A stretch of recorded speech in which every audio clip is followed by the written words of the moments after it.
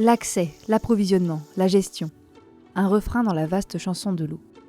Tous les êtres vivants y sont confrontés. L'homme, bien sûr, mais aussi les plantes, les animaux. Dans les régions semi-arides, comme au Maroc, l'eau est une ressource rare, utilisée avec parcimonie par les habitants. Ces dernières décennies, la forte extension de l'agriculture irriguée a augmenté la demande en eau, alors que les sécheresses récurrentes ont réduit les précipitations. Face à ce déséquilibre, qui se traduit notamment par la surexploitation de plusieurs aquifères, de nombreuses solutions sont déployées. C'est ainsi que le projet SCO-IRISAT se positionne humblement dans cette grande ambition d'une utilisation optimale de l'eau agricole. En se basant sur l'observation de la Terre par satellite, le programme permet de produire et diffuser des indicateurs et des conseils sur la consommation et la productivité de l'eau aux agriculteurs et aux acteurs de la gestion de l'eau agricole. Ce projet s'est construit grâce à 8 partenaires, qui allient données spatiales, données de terrain et supports d'analyse.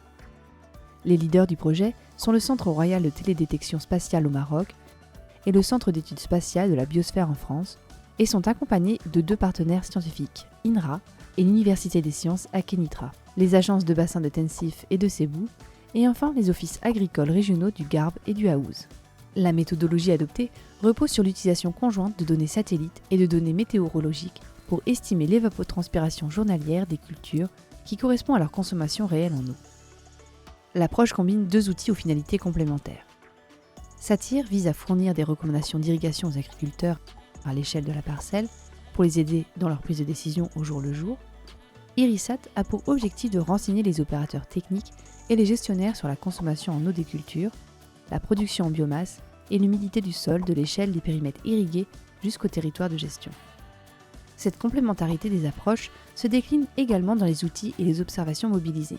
Des données satellites optiques telles que celles acquises par Sentinelle-2 qui renseignent sur l'état de santé et la densité du couvert végétal, et des données infrarouges thermiques acquises par les capteurs Landsat ou VIRS qui mesurent le réchauffement de la végétation qui accompagne un manque éventuel d'eau.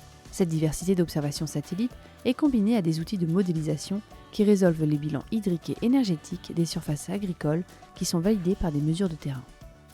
Enfin, les données météorologiques et les données in situ complètent cet écosystème d'information, permettant la création d'indicateurs sous forme de statistiques par type de culture et par unité territoriale, parcelles, secteur d'irrigation, bassin versant, etc., sur la consommation en eau, la production végétale et la productivité de l'eau.